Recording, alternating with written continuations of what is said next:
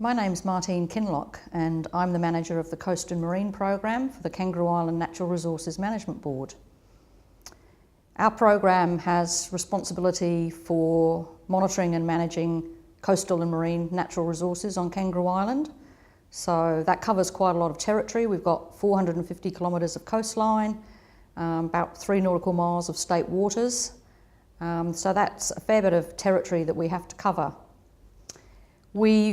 We're only able to achieve any success with this as a result of the partnerships that we formed with a number of different groups, whether they be government agencies or community organisations, local businesses and industries, the fishing and aquaculture industries, for example, but also things like the penguin tour operators on the island. We've got really close connections with all of those, and they help out us a lot in developing our projects and providing a lot of the useful person power to actually get some things done on the ground. We focus on quite a few different projects. We have major work around monitoring the health of seagrass and reef systems around the island.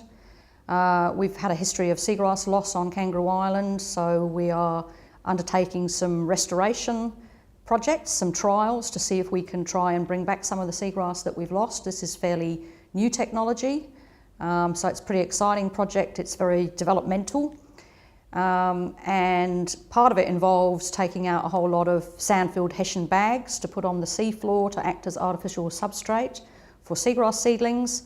And we've had a great deal of help, for example, from the rock lobster fishing industry on Kangaroo Island, which has allowed us to use their vessels to take these bags out. You know, we're talking maybe 500 bags each at 25 kilos each, so that's a lot of weight. We can't get that in our Zodiac. So if we didn't have good support from the local fishing industry, we wouldn't have been able to achieve those aims. We also do a lot of work around penguins. We've got large penguin colonies on Kangaroo Island, which are regionally very important, particularly in light of the fact that penguin colonies are declining around the state. So we work with the local penguin tour operators to apply for national parks grants and things to do some important research around our penguins and find out where they're going, for example, when they go to sea on their foraging expeditions, and see whether there's any interaction with any of the other penguin colonies in the region. So we also do things like beach litter surveys, reef watch events where we go out and eradicate marine pests, and all of those things require a lot of labour, and we'd be unable to do any of those if we had to rely entirely on our own resources. We're only a small program of 3 people.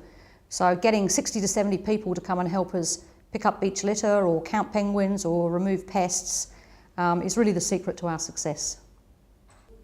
One thing that we have found, the community does provide us with a great deal of assistance and support, but in return they appreciate, we find, the professional direction that we're able to offer as scientists.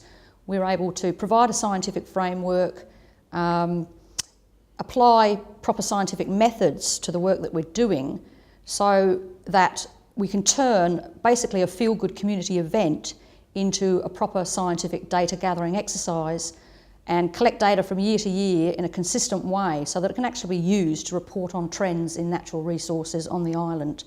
And we've got 5 years time series of data, for example, on the abundance of penguins in the Kingscote colony, and that's really robust data that we can use to say something about what is actually happening with that colony and not just rely on anecdotal information.